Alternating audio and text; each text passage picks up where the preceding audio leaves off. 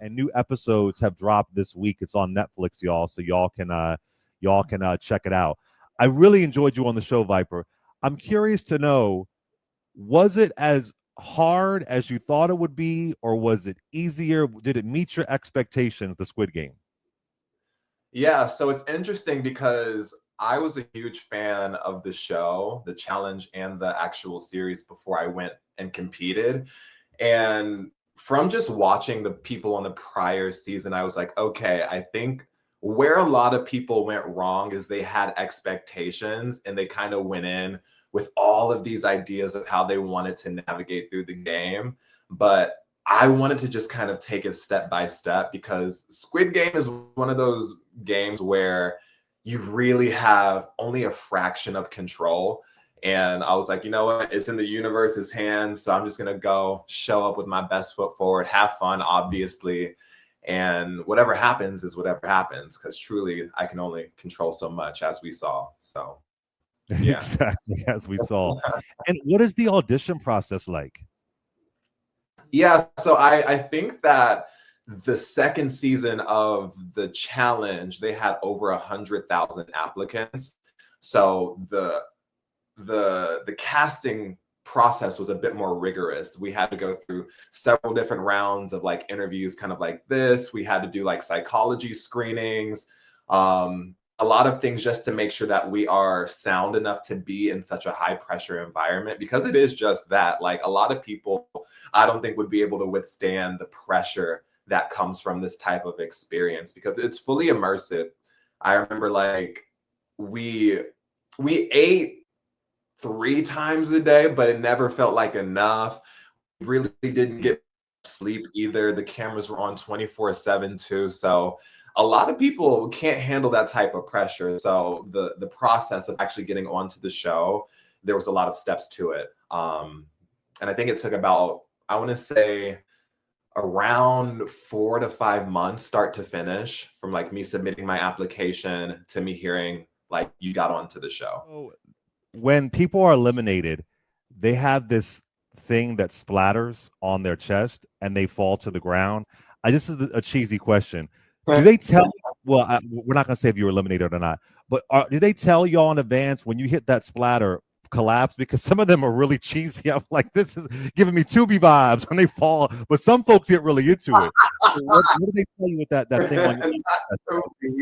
Yeah, so they pretty much give us free reign with how we choose to die. And a lot of people, they kind of take the opportunity to do their best to grab the camera's attention. So they make a whole moment. And honestly, I don't blame them. Like, if you're gonna go out with a bang. Some of them were definitely corny. And some people were definitely like not expecting to be eliminated. So it just kind of caught them off guard. And the how they died is kind of just like an afterthought in the moment. But I'm all for somebody being a little extra about it. Like, you know, throw your hands up in the air, scream, shout hallelujah, do something crazy.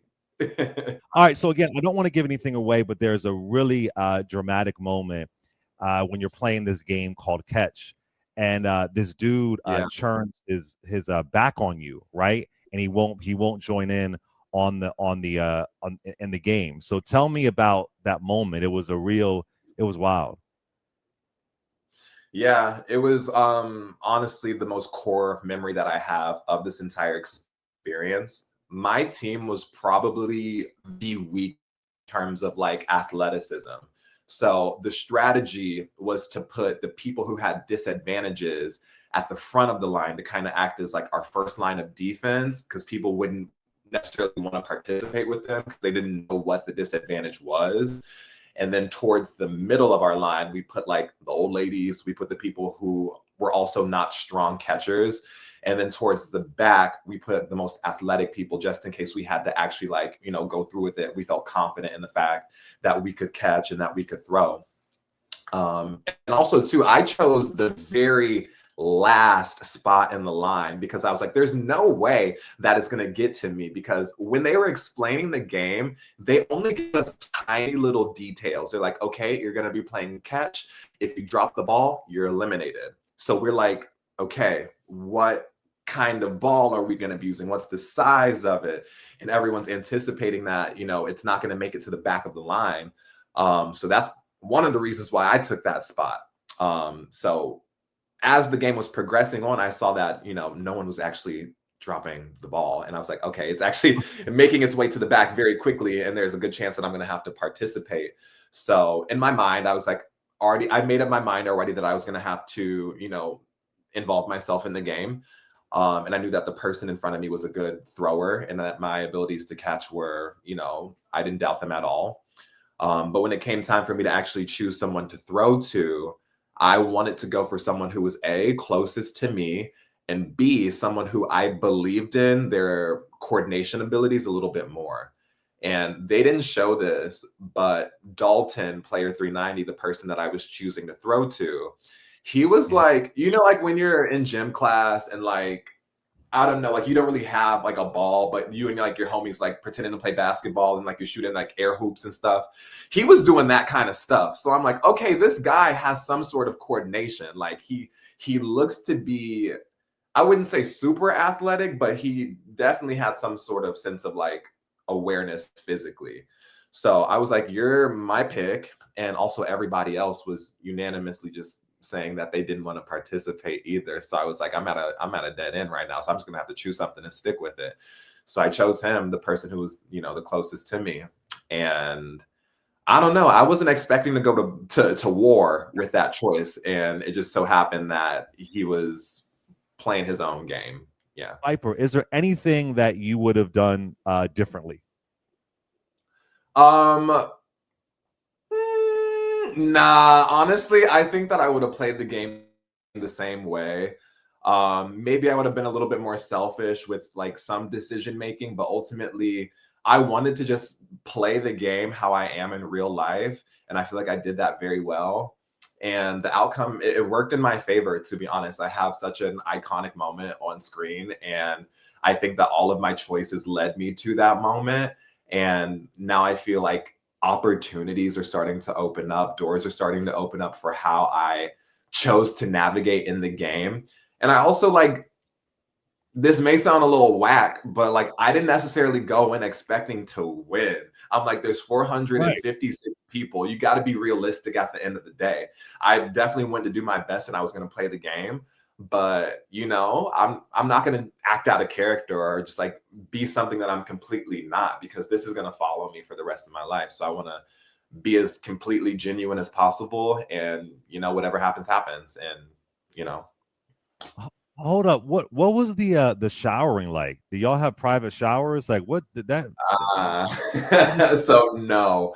And I kind of wish that they would have showed more of like the dorm life, because that was very entertaining. We had about, I think in total there were like 10 showers that everybody used, the entire cast. And it was a co-ed style locker room where the boys, girls, we all showered at the same moment. In terms of like clothes, we had the one tracksuit and that was it. We could change our underwear and our undershirt once a day if there was enough. Sometimes there wasn't enough for everybody. And they also gave us like a tiny tin of Vaseline. They gave us a toothbrush and toothpaste, and that was it. Like that was the Vaseline for bare what? minimum. In What case was you about got ashy. I need cocoa butter. No. That's why I was in there rocking prison hair, because they didn't give us anything. Wow. And It how was, it long was was the taping? so I think start to finish, it was about 2.5 weeks. Obviously, certain Okay. people were there for shorter periods of time, but I think in total 2.5 to 3 weeks. Yeah. And do you get to stay when you get eliminated, or do you have to stay there throughout the course of the show? I know some shows do it that way. Nah, they send your ass packing. And where Yeah. was it filmed? In London? Yeah, so it was on some movie set in London, and it was like we moved through, I think, 4 or 5 different warehouses that had all of these massive sets. The sets honestly don't look as big on screen than they do in real life. Like these things were massive. They put such a big coin. Like there was a lot of money put into the set design, into all of the just making this world come to life. It was one of the most enjoyable parts of the experience was like actually being in that immersive environment. Wow. Well, Viper, listen, I want to say this. You know, I cover politics on the show all the time, but this is a good escapism show. I Yeah. love it. It really is a social experiment. It's very clever. It's a very clever social experiment about loyalty, what you will do to win. It's a really clever show. So it was really fun to watch you on, and it gave me a little bit of relief during this government madness that we're in right now. So I encourage folks, if you want to turn it off a little bit, turn off the news. You know, I don't recommend a lot of shows, and I really recommend Squid Game. And be sure to follow Viper. He's a good guy, and if you want to get your Soul Cycle on, you can just go on the app, y'all, and you'll see him on there. You'll see him on there, looking like a superhero on your Soul Cycle page. He looks like a superhero. But Viper, how can folks follow you and support your work? Yeah, so if you want to follow me on social media, it's _Viper_. Primarily, I'm on Instagram. The YouTube channel is in the works right now. That should be breaking ground this week. And also, like I said, I'm a DJ and a music producer, and I'm dropping my debut album December 1st. It's called Beta. So if you're into dance music, techno, some piano, it's a mixture of all of those things. Get very excited for it. We're going to be dancing throughout the winter time.